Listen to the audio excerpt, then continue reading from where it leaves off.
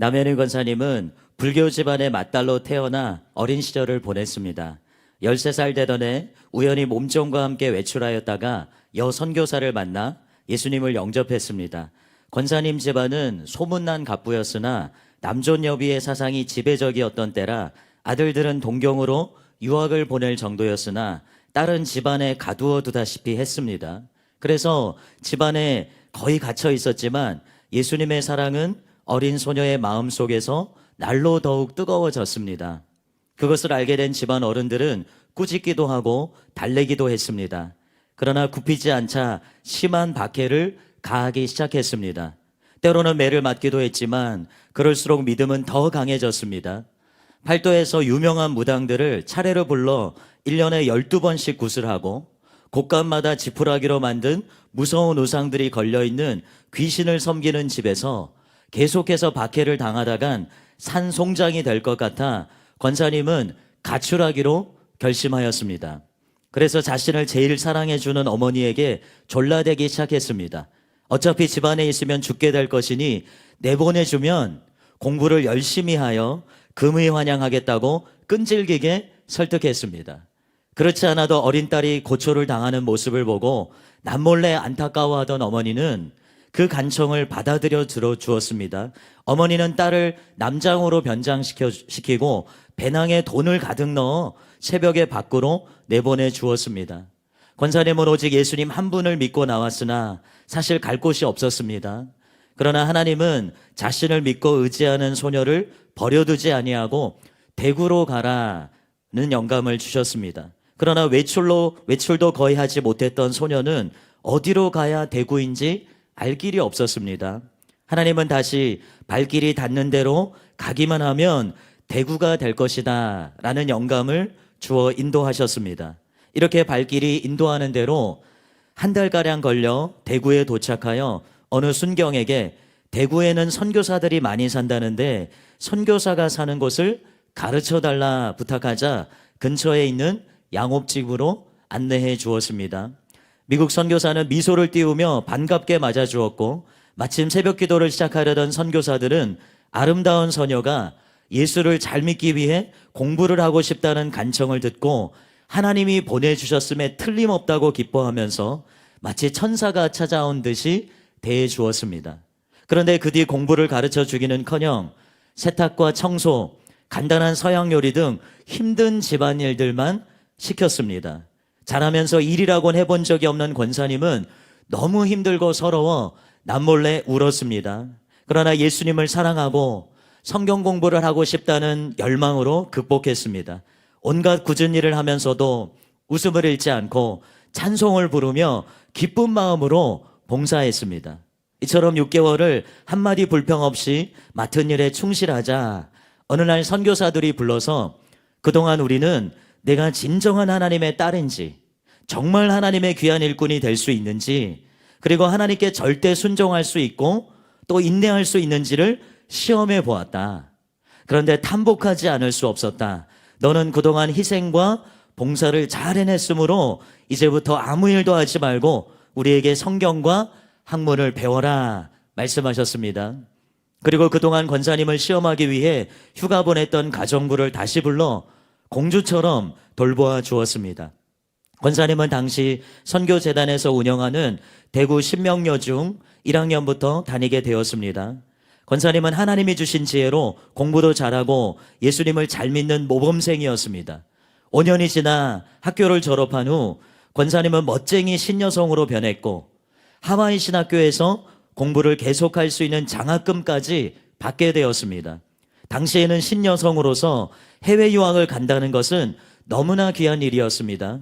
그래서 자부심을 느낀 그녀는 부모님에게 승낙도 받고 기쁘게 해드릴 겸 집을 찾아갔습니다.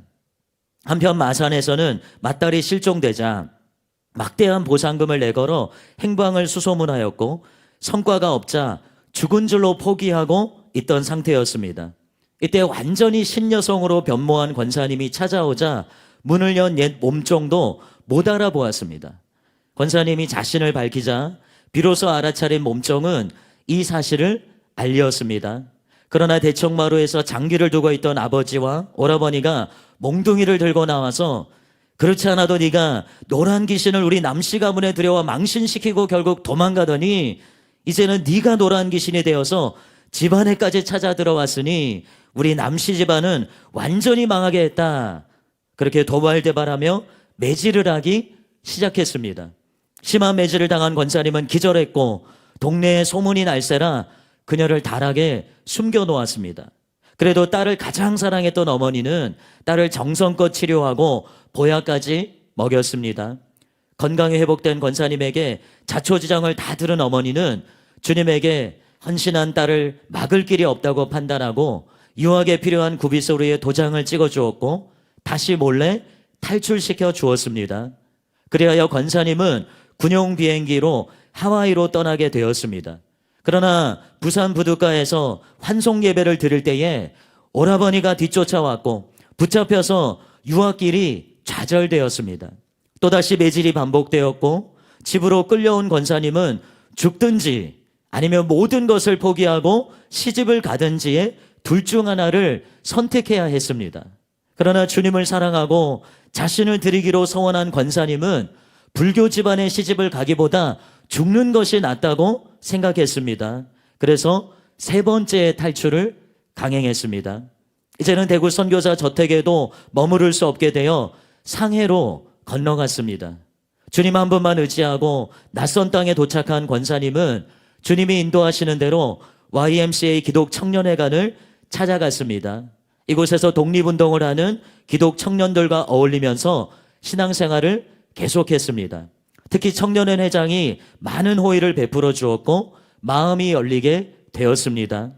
혼자보다 둘이 힘을 합해 주님을 위해 일하는 것이 더 낫다고 생각하고 두 사람은 결혼하였습니다. 이때 27세 때였습니다. 당신은 13세에 시집가서 15세면 아기를 낳을 때였고 27세의 여자는 할머니 취급을 받았습니다. 시집생활은 대구에서 시작되었습니다. 소문난 기독교 가정이었습니다. 그러나 유학을 보낸 장손이 할머니가 다 된 색시를 달고 들어오자 시어머니가 크게 실망하였고 자식을 갖지 못할 것이라는 걱정이 태산 같았습니다. 더구나 신여성이라는 이미지 때문에 핍박을 많이 받았습니다. 그나마 신앙심이 깊은 시아버지의 사랑은 큰 위로가 되었습니다. 그런데 나이가 많아 아기를 낳지 못할 것이라는 것은 기우였고 권사님은 쑥쑥 아기를 낳았습니다. 넷을 출산했는데 모두 딸이었습니다. 아들을 낳아 대를 이어야 하는 집안 사정 때문에 다섯째 아기를 가졌는데 다섯째도 딸이었습니다. 여섯 번째 딸아이의 출산을 거쳐 일곱째는 틀림없이 아들을 주실 것을 믿었습니다. 그러나 이게 웬일입니까? 또 딸이었습니다. 그리고 그 뒤 여덟째로 태어난 딸이 바로 이 간증을 한 김양자 집사님입니다. 김양자 집사님은 어렸을 때부터 태어나지 말아야 했다는 서러움을 받으며 자랐습니다. 이 서러움이 깊은 상처가 되었습니다. 그러나 어머니를 통해 주님을 영접한 후 상처도 아물고 오히려 여덟째 딸임을 자랑스럽게 여기며 감사하게 되었습니다. 여덟째 딸을 안고 권사님 부부가 기도할 때 하나님께서는 다음과 같은 동일한 감동을 주셨습니다. 너희는 어찌하여 마음에 간절한 소원이 있어도 살아계신 하나님께 부르짖으며 간청하지 않느냐. 그동안 계속 딸을 낳아도 감사하기만 하고 그저 아름답고 슬기롭게 키우겠다고만 하니 너희의 원대로 이루어질 수밖에 없지 않았느냐. 그때부터 부부는 가문의 대를 이어야 하니 아들을 달라고 합심하여 기도했습니다. 때는 권사님의 나이 47세로 경수도 끊어져 임신이 불가능했습니다. 그러나 아브라함이 100세, 사라가 90세에 이삭을 가질 수 있었던 기적을 믿고 매달렸습니다. 그러자 기적적으로 임신이 되었을 뿐 아니라 9째로 아들을 주시고 그 뒤 아들을 하나 더 주시어 10남매가 되었습니다. 김양자 집사님은 어릴 때 새벽이 되면 어머니가 일어나 기도하시는데 주위에 소외당하고 고통당하는 사람들의 이름을 일일이 불러가며 중보기도를 하고는 10남매를 위해 기도하고 기도를 끝마칠 때는 언제나 10남매 중에 막내를 11조로서 주님께 바치오니 주님의 종이 되게 해달라고 간구하는 것을 들었습니다. 그런데 권사님의 믿음은 훌륭했으나 자식들은 그렇지 못했습니다. 풍족한 집안에서 부러울 것 없이 자랐고 최고의 교육들을 받았기 때문에 모두 교만했습니다. 부모님이 이름 있는 장로 권사였으므로 교회에는 부지런히 다니고 주일학교 선생이나 성가대의 직분을 맡기도 했지만 참된 믿음이 없었습니다. 특히 주의 종이 되게 해달라고 11조로 바친 막내 아들은 집안에서 황제처럼 떠받들어지며 자라더니 중3이 되면서 옆길로 빠지기 시작했습니다. 철없을 때는 어머니께서 밤낮 입버릇처럼 기도하던 주님의 종이 최고의 영예인 줄 알았는데 자라면서 주님의 종이 제일 구질구질한 목사를 의미한다는 사실을 깨닫고 반항하기 시작했습니다. 권사님은 자식들이 속을 썩여도 실망하지 않고 열심히 기도했습니다. 특히 사랑이 충만해서 남을 위해 중보기도할 뿐 아니라 이웃을 위한 희생과 봉사를 말없이 실천했습니다. 해가 질 때면 시장에 나가 그날 물건을 팔지 못해 안타까워하는 장사들로부터 후한값을 주고 사면서 저는 예수 믿는 할머니입니다. 예수 믿고 복 받으세요 하고 전도했습니다. 사랑의 실천을 동반한 전도는 항상 상대방에게 감화를 주어 많은 영혼을 구원했습니다. 집안 살림이 풍족했으므로 시장에서 사들인 배추, 감자, 생선 그리고 집안에 남아도는 옷들을 챙겨서 그 다음날 홍제동 언덕 판자촌의 빈민굴로 찾아갔습니다. 그리고 예수 믿는 할머니 왔습니다. 물건 받아가세요 하며 나누어 주었습니다. 빈민굴 안에는 환자들이 많았습니다. 폐병으로 각혈하거나 암으로 죽을 날만 기다리거나 영양실조로 일을 못하는 환자들이 대부분이었습니다. 권사님은 냄새나는 환자들의 방 안으로 들어가 그들을 위해 기도해주고 뒤치다거리를 다 해주었습니다. 이렇게 전도하고 들어올 때면 울어서 눈이 퉁퉁 붓고 보따리 속에는 균덩어리, 고름덩어리, 피걸레가 다 된 환자들의 옷들을 싸가지고 와서 빨아서 다시 갖다 주곤 하였습니다.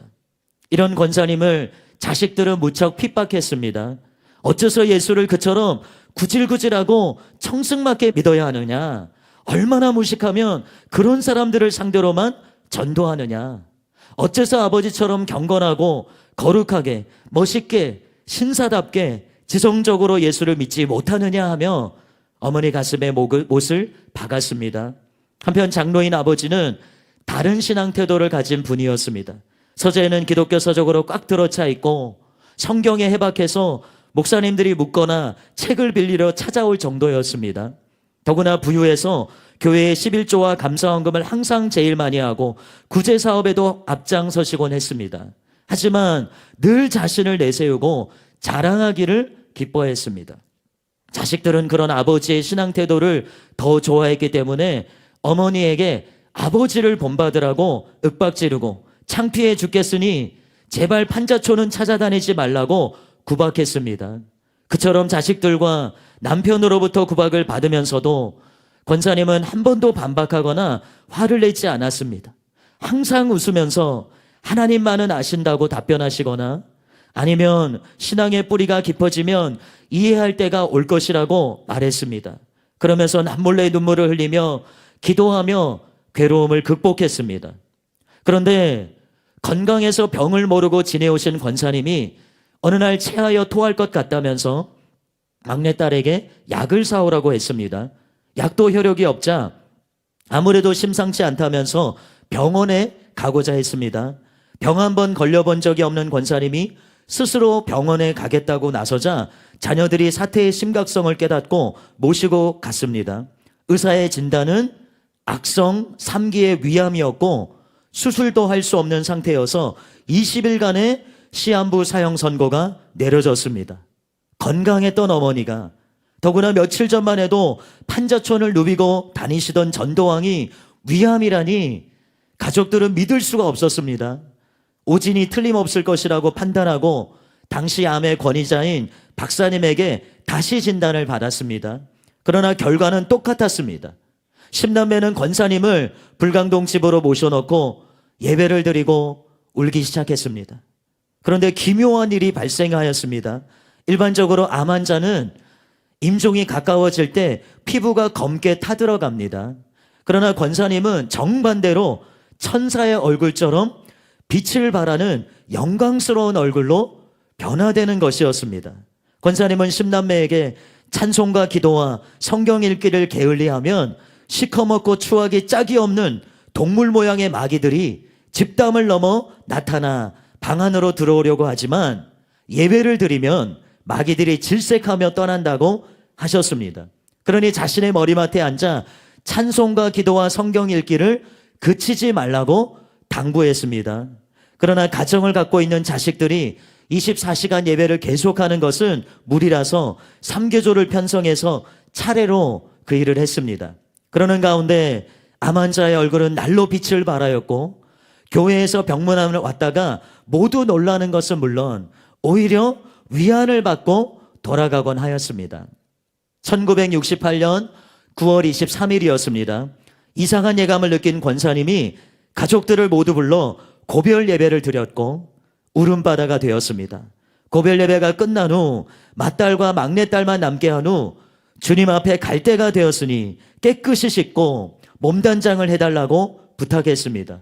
그리고 주님 앞에 갈 때 입으려고 옛날부터 준비해 두었던 아름다운 옥색 한복을 입혀달라고 했습니다.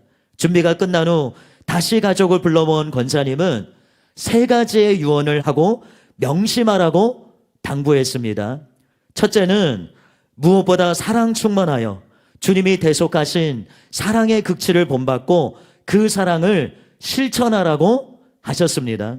자신은 그 사랑을 실천하기 위해 발버둥 쳤지만 결국 못다 하고 가게 되었으니 자식들이라도 실천해달라고 간곡히 부탁했습니다.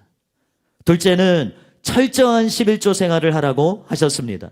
모든 것은 하나님의 소유지만 10분의 9를 우리가 쓰도록 허락해 주신 만큼 10의 1은 하나님의 일을 위하여 돌려드려야지 그것마저 도적질하면 절대 복을 받지 못한다는 사실을 명심하라고 일러주었습니다. 셋째는 알곡신자가 되어 섬기는 제단에서 주님의 종을 받들고 헌신하며 봉사하는 신앙생활을 하라고 하시었습니다. 유언을 끝내고 10남매로 하여금 그 유언을 3번 반복하도록 하신 다음에야 비로소 마음을 놓고 이것은 나의 말이 아니요 주님의 명령이니 죽을 때까지 잘 지켜서 모두 천국에서 같이 만나자고 기뻐하시었습니다. 그리고 연약한 2팔을 올리고 영안으로 하늘을 바라보시며 오 사랑의 하나님 그 크신 은혜를 감사합니다. 이제 저를 오라 하시니 주님 곁으로 가옵니다 하면서 서서히 영혼이 떠났습니다. 순간 장례는 울음바다로 변했습니다. 어머니 불쌍한 우리 어머니 이 세상 사는 동안 호강 한번 못 해보고 고생만 하시다가 떠나가신 어머니 저희 불효자식들을 용서하십시오 하며 목 놓아 울었습니다. 시간을 흐르자 모두 지칠 대로 지치고 장례 준비도 할 겸 자리를 떠났습니다. 그러나 김양자 집사님은 계속 가슴을 치면서 뒹굴며 울며 기도했습니다. 하나님 아버지 살아계시어 역사하심을 믿습니다. 제발 불쌍한 저희 어머니를 한 번만 살려주시면 목숨을 다하여 효도하겠나이다. 이렇게 부르짖으며 어머니를 끌어안고 뺨과 땅을 비비며 거의 미칠 지경이 되었습니다. 혼자만 울고 있는지 알았더니 막내도 앞에서 서럽게 목 놓아 울고 있었습니다. 어머니가 주님의 종이 되게 해달라고 기도했지만 철이 나면서부터 그 기도에 반기를 들고 옆길로 빠지면서 어머니의 가슴을 상하게 했던 막내가 어머니를 부둥켜 안고 통곡했습니다. 그러다 지쳐 자리를 떠났습니다. 이제 홀로 남은 김양자 집사님은 더욱 애타게 울부짖었습니다. 그렇게 5시간이나 흘렀습니다. 정말 미쳐버리고 말 것 같은 생각이 들어 김양자 집사님은 겨우 슬픔을 억누르고 어머니의 시신을 반드시 정돈하고는 시트를 얼굴 위에 덮었습니다. 그리고 방을 나가며 뒤돌아보았습니다. 순간 그녀는 깜짝 놀랐습니다. 눈을 의심했습니다. 이게 웬일입니까? 시트 밑에 어머니가 꿈틀거리며 움직이는 것이 보였습니다. 김양자 집사님은 자신의 눈에 그만 헛것이 보이는구나 하고 생각했습니다. 그러나 정신을 차리고 다시 보아도 분명히 현실이었습니다. 그래서 어머니가 살아났어요 하고 소리를 질렀습니다. 가족들은 양자가 장시간 동안 울부짖으며 뒹굴더니만 드디어 돌았구나 하고 생각했습니다. 김영자 집사님은 소리가 작아서 못 들은 줄 알고 다시 큰 소리로 외쳤습니다. 그러자 막내가 달려왔습니다. 그때는 이미 권사님이 시트를 제치고 눈동자를 이리저리 돌리고 있었습니다. 막내도 어머니가 살아났어요 하고 소리치자 그제서야 모두 놀라 우르르 몰려왔습니다. 그리고 그 자리에 얼어붙었습니다. 김영자 집사님이 제일 먼저 달려가 어머니를 껴안고 감격의 울음을 터뜨렸습니다. 그러나 어머니의 눈동자는 초점이 흐리고 방안을 여기저기 두리번거리면서 사람을 알아보지 못했습니다. 그리고 여기가 어디냐? 내가 왜 이런 곳에 와 있지? 이렇게 더럽고 추하고 냄새나는 곳에 와 있을 내가 아닌데 하며 엉뚱한 말씀을 하시는 것이었습니다. 어머니의 이상한 말씀과 행동에 안타까워진 김영자 집사님은 어머니를 흔들면서 어머니 정신 차리세요. 여기가 어디긴 어디예요. 여기가 더럽고 추하고 냄새가 난다니 무슨 말씀이에요. 여기는 바로 어머니가 사시던 불광동 집 어머니 방이에요. 제발 정신 차리세요 하고 외쳤습니다. 그제서야 사방을 두리번거리던 어머니의 눈동자가 제대로 자리를 잡고 초점이 분명해지고 집사님을 똑바로 쳐다보았습니다. 그리고 눈에서 빛이 발하기 시작했습니다. 뿐만 아니라 입을 열어 말씀을 하시는데 5시간 전만 해도 겨우 들릴 듯 말 듯 개미 소리처럼 연약했던 목소리가 갑자기 위험 있고 우렁찬 목소리로 변했습니다. 권사님은 가족들을 알아보고 이름을 부르시더니 급히 하시는 말씀이 얘들아 잘 듣거라. 지금 시간이 없다. 어서 속히 연락을 해서 모든 우리의 권속과 친척을 모아오도록 해라. 내가 시급히 전할 말이 있다 라고 했습니다. 눈에서 발하는 빛과 너무도 권위 있고 당당한 목소리에 모두들 위압되어 당장 그렇게 하겠습니다 하고 방을 뛰쳐나갔습니다. 가족들이 분담하여 일개조는 불광동 버스종점 공중전화로 달려가고 다른 조는 잠들어 있는 옆집을 깨워 전화를 빌리고 나머지 조는 수첩을 꺼내놓고 사방의 모든 권속들과 친척들에게 연락하기 시작했습니다. 권사님이 살아나신 때가 밤 11시 30분이었으므로 통행금지 30분을 앞두고 있어서 서울 구석구석에 흩어져 사는 권속과 친척을 다 불러 모으는 것은 거의 불가능한 일이었습니다. 그런데 기적이 일어났습니다. 그 늦은 시간에 무엇을 타고 어떻게 왔는지 불광동으로 모두들 통행금지 시간 전에 달려왔습니다. 권사님은 자신을 응접실의 한가운데 눕히고 그 주위의 모든 방문을 터서 자리를 넓힌 다음 둘러앉도록 했습니다. 10남매는 특별히 차례대로 가까이 앉게 했습니다. 모두 40명이 넘었습니다. 권사님이 비로소 입을 열기 시작했습니다. 사랑하는 나의 10남매와 김장로님, 그리고 권속들과 친척들이여, 지금부터 하는 말은 나의 말이 아니요 주님께서 직접 전하는 말씀이니 잘 경청하시오 그대로 실천하시기를 부탁드립니다. 마치 능력의 선지자처럼 그 목소리는 권위 있고 우렁차고 당당했으며 눈에서는 광채가 나 모두 완전히 압도되었습니다. 지금부터의 천국 간증은 이때 권사님이 전한 말씀을 글로 옮긴 것입니다. 권사님이 이 세상을 떠날 즈음 하늘문이 열리면서 아름다운 꽃구름이 내려와 불광동 집 앞에 섰습니다. 천사장과 6천사가 권사님의 영혼을 안내하여 꽃구름에 태우고 떠났습니다. 권사님은 부족한 죄인을 이처럼 천사들과 꽃구름을 보내어 데려가는 하나님의 은혜가 너무 감사하고 감격스럽기도 하거니와 한편으론 너무 부끄러워 엎드려 울기 시작했습니다. 천사장을 제외한 천사들은 모두 젊고 아리따운 모습이었습니다. 그런데 더 놀라운 것은 70세의 백발이요 암환자였던 자신이 젊고 아름다운 영적 모습으로 변해 있더라는 것입니다. 빌립보서 3장 20절에서 21절에 오직 우리의 시민권은 하늘에 있는지라 거기로부터 구원하는 자 곧 주 예수 그리스도를 기다리노니 그가 만물을 자기에게 복종케 하실 수 있는 자의 역사로 우리의 낮은 몸을 자기 영광의 몸의 형체와 같이 변케 하시리라 라는 말씀과 같이 자신의 낮은 몸이 영광의 형체로 변한 모습을 보며 과연 성경은 일획일점도 틀림없는 진리임을 새삼 깨닫게 되었습니다. 이처럼 기쁨에 충만하여 계속 올라가는데 놀라운 광경이 벌어졌습니다. 하나님께서는 특별한 목적이 있으셔서 지옥의 세계를 보여주셨습니다. 갑자기 등 뒤에서 남현희 권사님, 남 권사님 하고 권사님을 부르는 소리가 들려왔습니다. 또 남현희 집사님, 남현희 집사님, 또는 소녀 시절에 권사님과 가깝게 지냈던 그때 그 시절에 친했던 다정했던 친구의 음성도 들려왔습니다. 그래서 참 이상하네, 이게 무슨 소리지 싶어서 소리 나는 쪽으로 뒤돌아보고 너무너무 놀랐습니다.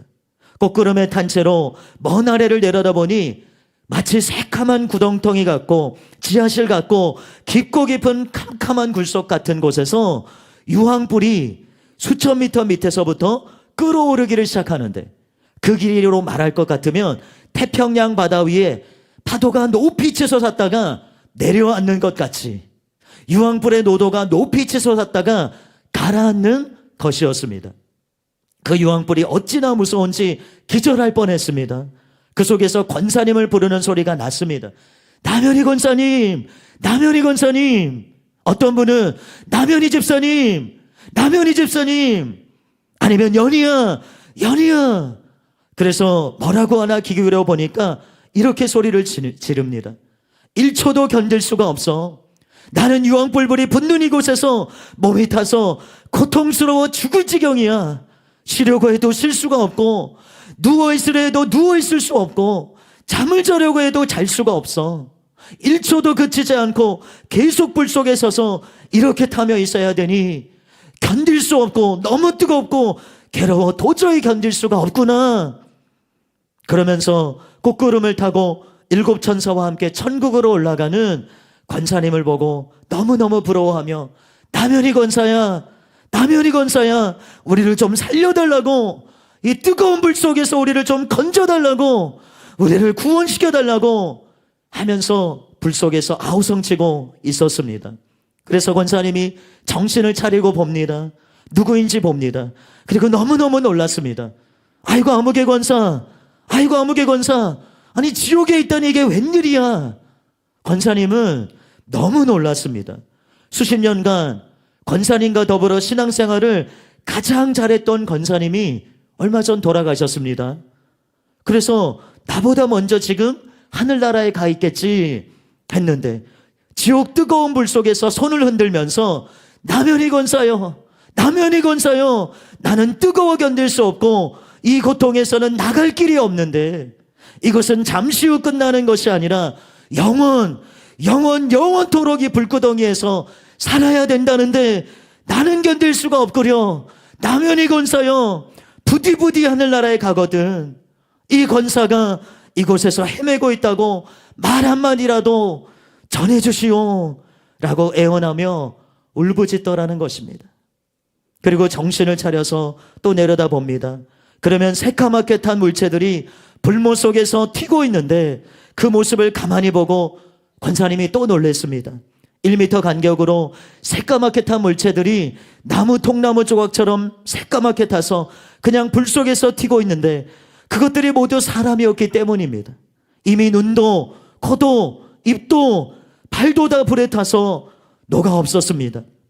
새까맣게 탄 물체가 되어 불 속에서 지내는데 그 영들이 권사님에게 애원합니다.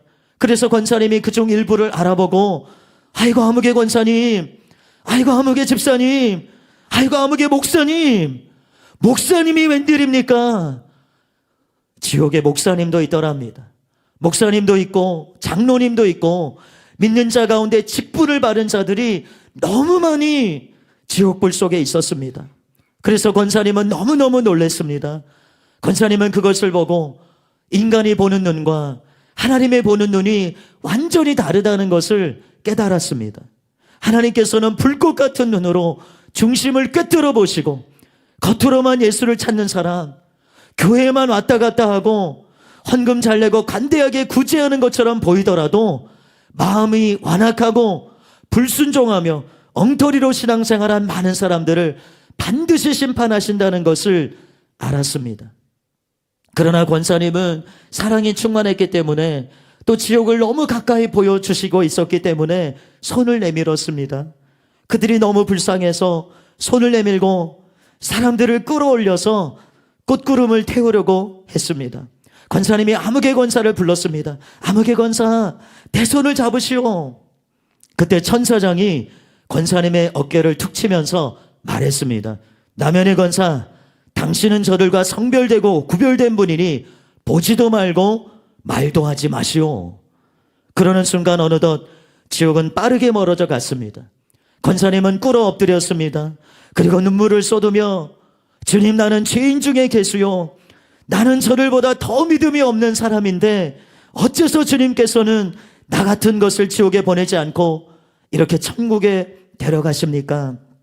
지옥에 떨어져야 마땅할 죄인이 자신을 꽃구름과 일곱 천사를 보내어 천국으로 불러주시는 은혜가 너무 감사하고 황공하여 엎드려 흐느꼈습니다. 그렇게 울고 있는데 천사장이 또 어깨를 치면서 남현희 권사, 당신은 지금 주님을 만나러 하늘나라로 가고 있기 때문에 하나님께서는 영광과 찬송 받으시기를 더욱 기뻐하십니다. 그러니 함께 찬송을 부릅시다 라고 말했습니다. 그래서 눈물을 거두고 천사들과 손에 손을 맞잡고 찬송하기 시작했고 기쁨이 넘치게 되어 춤도 저절로 추게 되었다고 합니다. 오랜 시간이 흐른 후 꽃구름은 육중하고 거대한 흰 대리석 문 앞에 도착했습니다. 이 문 뒤로부터 이제 천국이 펼쳐지는구나 하고 생각하며 문 안으로 들어섰는데 웬일인지 소름이 끼치면서 두려운 전율이 엄습해 왔습니다. 천국이라면 기쁨과 평화가 넘쳐오르고 황홀한 분위기여야 할 텐데 이상하다라고 생각하는 동안 하나님께서는 특별한 목적이 있으셔서 심판대의 광경을 보여주셨습니다. 심판대를 향하여 두 줄로 많은 영혼들이 길게 기다려 섰는데 모두들 공포에 질려 사시나무처럼 떨고 있었습니다.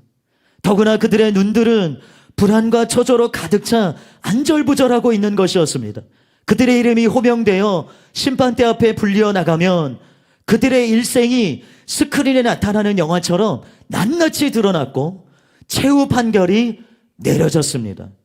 차라리 지옥의 유황불에서 고통을 당하고 있는 것이 더 나을 정도로 심판대 앞에서 차례를 기다리며 공포에 떨고 있는 그들의 모습은 너무나도 처참했습니다.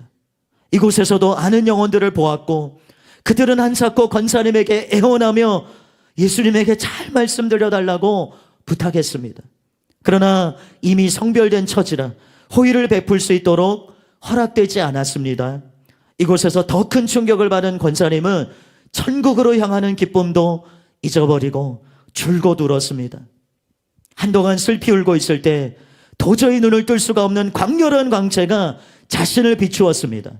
권사님은 자신을 감싸고 도는 이 광채가 무엇입니까? 하고 천사장에게 물었더니 천국에 도달했기 때문이라고 일러주었습니다. 천국 안으로 들어서자 제일 먼저 권사님은 그 아름다운 향기에 황홀해졌습니다.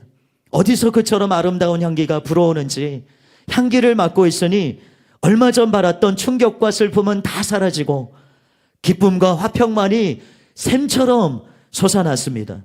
그리고 수없이 많은 아름다운 꽃들이 주위로 끝없이 펼쳐져 있었습니다. 지상에서 볼 수 없었던 꽃들도 많았습니다. 권사님은 특히 꽃을 좋아하여 집 마당에도 여러 가지 꽃을 심곤 했고 자신의 무덤 주위에도 꽃나무를 심어달라고 부탁할 정도였습니다. 천국의 그 아름다운 꽃들은 모두 하나님을 찬양하는 노래로서 서로 화답했습니다. 그러자 이어서 성가대의 찬양 소리가 들려오더니 수백 명의 아기천사 성가대가 나타나 권사님을 환영했습니다. 그 아름다운 찬송 소리에 권사님은 완전히 매혹당했습니다. 천국에서는 아름다운 찬송 소리가 어디에서든 항상 들려왔습니다. 천사장이 제일 먼저 앞장서고 그 뒤로 아기 천사 성가대 그리고 권사님 끝으로 6 천사가 계속 천국 안으로 들어갔습니다. 그런데 놀라운 것은 모든 일행이 약 1m가량 공중에 붕 떠서 가고 있었습니다. 권사님은 발걸음을 열심히 돌렸으나 그와는 아무 상관없이 공중에 떠서 가는 자신이 너무나도 신기했습니다. 한동안 천국 안으로 들어간 후 천사장을 제외하고 모두 사라졌습니다. 천사장은 먼 앞을 가리키며 신랑 되신 예수님께서 신부되는 권사님을 맞기 위해 기다리고 계시다고 일러주었습니다. 권사님은 그처럼 평생 동안 사모해 왔고 온갖 핍박과 조롱을 받으면서도 그 한 분만을 위해서 선한 싸움을 싸워온 예수님을 드디어 만나게 된다니 너무나 감격스러워 그 자리에 얼어붙었습니다. 멀리 빛나는 흰옷을 입고 광채를 바라며 우뚝 서 있는 예수님이 2팔을 벌리고 서 계셨습니다. 권사님은 감히 예수님의 얼굴을 바라보지 못하고 그 앞으로 당당히 나아갈 수도 없어 얼굴을 묻은 채 기어서 다가갔습니다. 감격의 눈물을 흘리며 한동안 기어가서 예수님의 발 앞에 엎드렸습니다. 그러자 사랑하는 딸 남현이 권사야 하고 부르는 예수님의 음성이 들렸습니다. 그러나 감히 얼굴을 들 수가 없어 그대로 엎드려 있었습니다. 사랑하는 딸 남현이 권사야 하고 부르는 예수님의 음성이 또다시 들렸습니다. 그래도 용기가 나지 않았습니다. 이때 마음속에서 이 바보야, 일생 동안 이 한순간을 위해서 살아왔지 않느냐, 다음에 한 번 더 부르시거든 용기를 가지고 얼른 일어나 품에 안기도록 해라 하는 생각이 떠올랐습니다. 3번째로 부르는 예수님의 음성이 들렸습니다. 순간 권사님은 주여 내가 여기 있나이다 하며 벌떡 일어났습니다. 그리고 예수님의 눈을 바라보았습니다. 그러나 예수님의 눈과 자신의 눈이 마주치는 순간 권사님은 주여 저는 죄인이로소이다 하며 자신의 몸을 2팔로 감싸면서 쓰러지고 말았습니다. 자비하고 인자하고 사랑에 넘치며 부드러우리라고 상상했던 예수님의 얼굴은 오히려 엄하였고 불꽃 같은 눈의 광채가 꿰뚫어보자 자신의 더러운 죄가 유리알처럼 낱낱이 드러났기 때문에 그 죄를 조금이라도 가려보려고 2팔로 몸을 감싸면서 쓰러졌던 것입니다. 권사님은 두렵고 떨리는 마음으로 주여 저 같은 죄인이 감히 천국에 올 수 있다고 생각한 것이 잘못입니다. 이 죄인을 용서하여 주십시오 하고 울부짖으면서 가슴을 치며 회개했습니다. 한동안 회개에 뜨거운 눈물을 뿌리고 있을 때 사랑하는 딸 남현이 권사야 하는 주님의 음성이 다시 3번 들려왔습니다. 권사님은 주여 여기 죄인이 있나이다 하며 간신히 일어나 예수님을 바라보았습니다. 그런데 이번에는 예수님의 얼굴이 사랑과 인자하심과 자비로 넘쳐 흐르시고 부드러운 미소를 만면에 짓고 계신 것이었습니다. 그리고는 2팔을 벌리면서 권사님을 품에 안아주었습니다. 주님의 그 품이 어찌나 포근하고 따사롭고 아름다운지 권사님은 있는 힘을 다해 주님을 끌어안았습니다. 예수님은 권사님의 등을 쓰다듬어 주시면서 사랑하는 딸 남현의 권사야 그간 얼마나 고생이 많았느냐 하시는 것이었습니다. 권사님은 너무나도 감격하여 그만 목 놓아 울고 말았습니다. 한동안 이렇게 예수님의 품에 안겨 있을 때 다른 한 방문자가 찾아왔습니다. 그는 권사님의 시아버지이신 김장로님이었습니다. 김장로님은 2팔을 벌리고 큰아기를 반기었습니다. 김장로님은 별명이 예수 할아버지였을 만큼 독실한 크리스천이었습니다. 그는 대구에서 교회를 개척하였고 나환자촌에서 평생을 사셨습니다. 자신의 먹을 것, 입을 것을 모두 나환자촌에 갖다 주고 평생 단벌 신사로 지내면서 예수님의 사랑과 희생을 몸소 실천한 분이었습니다. 김장로님은 천국에서 높이 평가받는 분이었습니다. 바로 그가 2팔을 벌리고 내 사랑하는 큰아가야, 내 사랑하는 며느리야, 어서 내 품에 오거라 하시는 것이었습니다. 권사님은 너무나 반가워 시아버지의 품에 안겨 얼싸안고 볼을 비비며 기뻐하였습니다. 권사님은 시아버지가 돌아가신 후 몇 달 동안을 줄곧 울었을 정도로 그리워했기 때문에 천국에서의 재회는 너무나도 벅차고 감격적이었습니다. 김 장로님은 나는 네가 올 줄 알고 길을 예비하고 있었다라고 말하며 그동안의 많은 이야기들을 나누었습니다. 이처럼 반갑게 정을 나누고 있을 때 천사장이 찾아와 남현희 권사 이러고 있을 때가 아닙니다. 예수님께서 다시 부르십니다 하는 것이었습니다. 정신을 차린 권사님이 천사장의 안내를 받아 예수님 앞에 다시 정중하게 서자 예수님께서 심각하게 말씀하셨습니다. 남현희 권사 똑똑히 들어라. 너는 지금 천국에 온 줄 알고 기뻐하고 있지만 내 사명은 아직 끝나지 않았다. 너는 권사로서의 사명을 다하지 못했는데도 천국에 들어올 자격이 있다고 생각하느냐? 너는 사랑의 여종으로서 공적도 많이 쌓았고 전도상을 3번씩이나 탈 만큼 전도의 왕으로 추앙도 받았다. 그러나 너는 너의 가장 기본 사명인 내 육신의 친자식들을 구원하지 못하였으므로 내 공적은 천국에서 아무런 가치가 없다. 너의 10남매 중에 한 영혼도 진정한 크리스천을 만들지 못하고 내 어찌 사명을 다하였다고 천국에 들어올 수 있느냐? 어림도 없는 소리다. 어서 속히 세상에 가서 내 자식들과 권속들, 친척들을 구원하는 내 사명을 다하여라. 그리하면 너에게 천국에 들어올 수 있는 자격을 주어 너를 다시 부르겠다. 이 말씀을 들은 권사님은 주님 앞에 굴복하고 울음을 터뜨리며 진정 주님의 말씀이 옳습니다. 제 자식도 구하지 못하고 천국에 오겠다고 생각한 제가 잘못입니다. 자식들을 세상 속에 내버려 두어 주님의 계명도 지키지 아니하고 주님의 가슴을 아프게 한 저의 죄를 용서해 주십시오. 이제 저의 사명을 깨달았사오니 돌아가 사명을 다하도록 허락해 주십시오 하며 자백하였습니다. 순간 권사님은 천사장과 천사들에 의해 꽃구름이로 다시 태워졌고 급히 지상을 향해 내려와 불광동 집 앞에 도착하였습니다. 이때 바로 권사님의 시신이 꿈틀거리며 움직이기 시작했던 것입니다. 아름다운 향기로 가득 찬 천국에 잠시나마 머물다가 지상에 내려와 보니 인간 세상이 그렇게 추하고 더러워 보였습니다.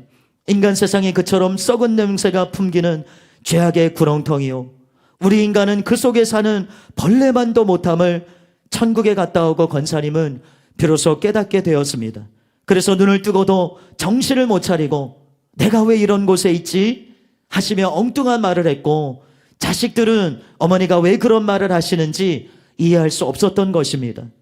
죽었던 남권사님이 살아 돌아와 이런 간증을 하는 동안 불광동 집에서는 큰 기적이 일어났습니다.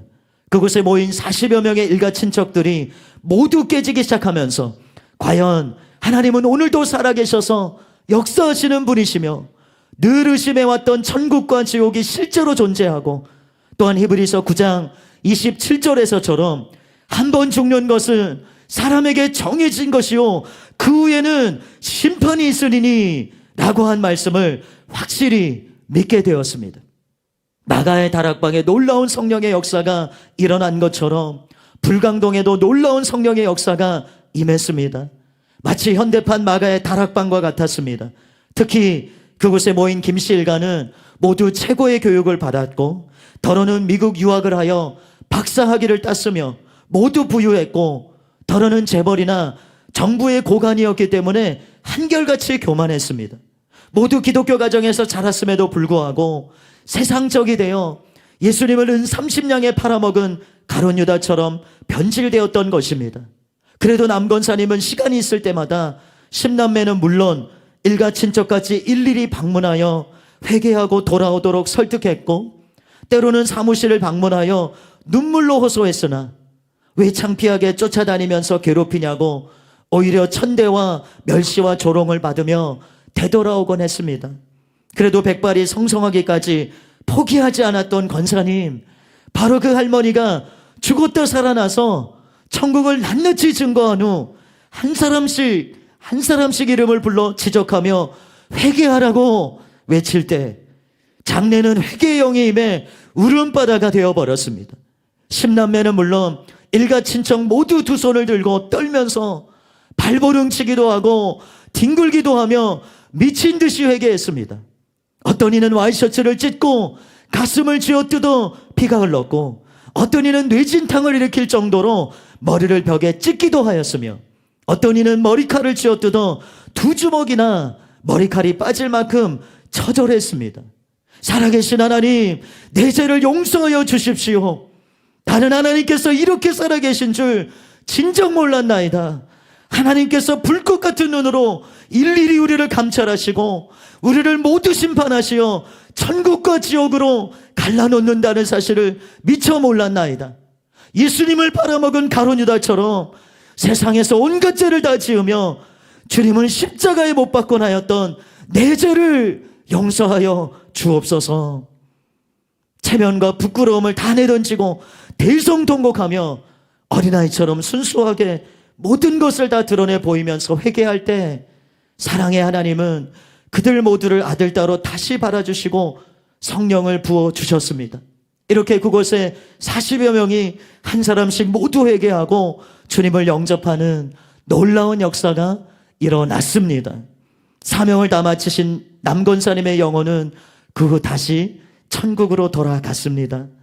주님의 사랑의 여종 남권사님을 통하여 거짓 신도요, 가짜 신도요, 엉터리 신도요, 축정의 신도였던 십남매와 일가 친척들은 죄를 깨닫고 주님 앞에 바로 설 수 있는 은혜를 받았고 참신자가 되었습니다. 그리고 천국과 지옥을 증거하는 증인이 되었고, 권사님의 사랑과 전도의 은사를 이어받아 대를 이어 주님의 귀한 일꾼이 되었습니다. 또한 남권사님이 11조로 바쳤던 막내 아들은 어머니의 천국 체험을 통하여 자신을 주님께 드리기로 소원하였고 능력 있는 목사가 되었습니다.